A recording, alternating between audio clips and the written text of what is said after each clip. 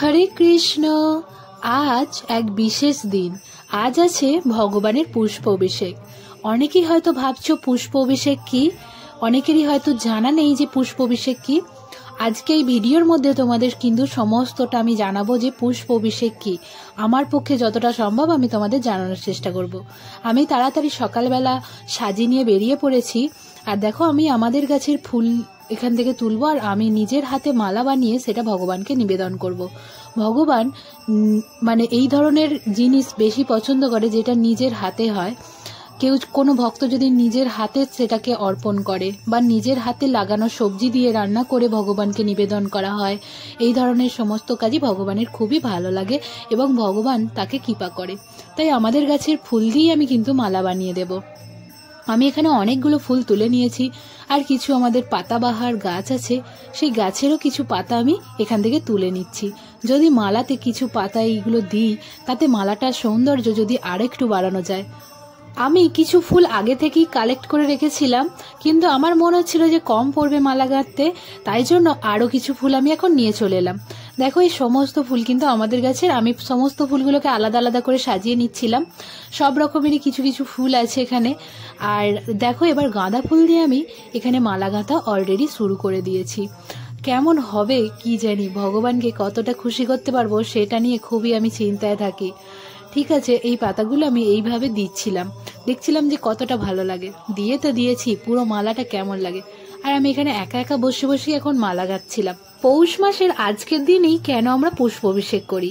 পৌষ মাসের পুষ্প নক্ষত্র যোগ থাকে যেই দিন, সেই দিন আমরা ভগবানের পুষ্প অভিষেক করে থাকি। আর সেই দিনকেই পুষ্প অভিষেক বলা হয়। পৌষ মাসের পুষ্প নক্ষত্রে দেবতাদের গুরু বৃহস্পতির জন্ম হয়। এই জন্য প্রাচীনকালে এই দিনে শুভ কাজ আরম্ভ করা হতো। এমনকি এই দিনটাতেই শ্রী রামচন্দ্রের রাজ্যাভিষেকের কথা ঘোষণা করেছিলেন রাজা দশরথ। কিন্তু রামচন্দ্রকে বনবাসে যেতে হয়েছিল 14 বছরের জন্য। তো এখানে অনেকটা বড় একটা কাহিনী আছে 14 বছর কেন রামচন্দ্র বনে গিয়েছিল, তো সেটা তোমরা হয়তো জানো। রাজা দশরথ ঠিক করেছিলেন 14 বছর পর যখন তার পুত্র শ্রী রামচন্দ্র বনবাস থেকে আসবে, তারপরেই তার রাজ্যাভিষেক হবে।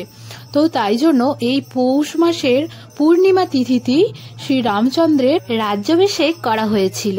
আবার এই দিনই ব্রজ গোপিকারা কৃষ্ণকে পুষ্প দিয়ে সাজাবে বলে ঠিক করেছিল এবং পুষ্প অভিষেক করেছিল। রাধা রানী সহ কৃষ্ণর পুষ্প অভিষেক করেছিল। নানা রকমের সুগন্ধি ফুল, নানা রকমের সুগন্ধি ফুল পাতা এইসব দিয়ে কিন্তু রাধা কৃষ্ণকে অভিষেক করেছিল এবং এমনভাবে অভিষেক করেছিল যে তাদের ফুল পুরো গলা পর্যন্ত হয়ে গিয়েছিল, পুরো গলা পর্যন্ত ভর্তি হয়ে গিয়েছিল। ফুলের বর্ষায় ঢাকা পড়ে গিয়েছিল রাধা রানী আর কৃষ্ণ। তাই আজকের দিনেই ভগবানের পুষ্প অভিষেক করানো হয়।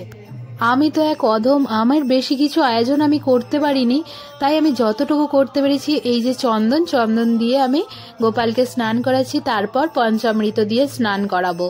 তো বেশি কিছু করতে পারিনি, একটু একটু যা জোগাড় করতে পেরেছি আমি সেইটুকুই আমার মনের ভাব দিয়ে ভগবানকে আর কি অভিষেক করাচ্ছি। এখানে আমার গোপাল সোনাকে আজকে অভিষেক করে দিচ্ছি। যার যতটা সামর্থ্য সেই দিয়ে ভগবানকে অভিষেক করাবে। ভগবান শুধুমাত্র আমাদের মনের ভাব দেখে, আমাদের কতটা টাকা আছে, কত পয়সা আছে, কি রূপ আছে, এগুলো কিছুই ভগবান দেখে না। যাদের বাড়িতে গোপাল আছে তারা কিন্তু বাড়িতে অবশ্যই পুষ্প অভিষেক করবে। যদি এবারে 2025-এ তোমরা পুষ্প অভিষেক মিস করে থাকো, তাহলে পরের বছর থেকে অবশ্যই কিন্তু এই দিনে তোমাদের বাড়িতে যে বিগ্রহ আছে সেই বিগ্রহের অভিষেক অবশ্যই করানো দরকার। তাতে কিন্তু ভগবানের কৃপা পাওয়া যায়, ভগবান এতে খুবই খুশি হয়। আর গোপাল থাকলে তাকেও কিন্তু এইভাবে তোমরা অভিষেক করাতে পারো। এখন আমি যে অভিষেক করাচ্ছি এই পঞ্চামৃত দিয়ে, তারপর এরপর আমি পুষ্প অভিষেক করাবো, তোমরা দেখতে থাকো।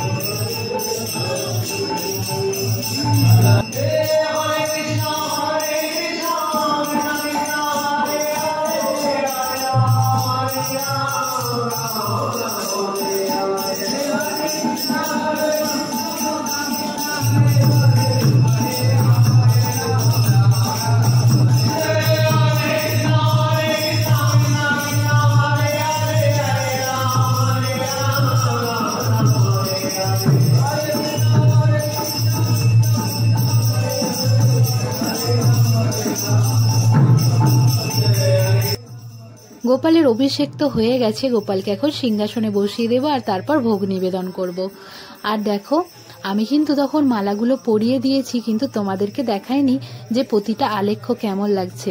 দেখো কেমন লাগছে, এইরকম ভাবেই মালাগুলো বানিয়েছি আমি।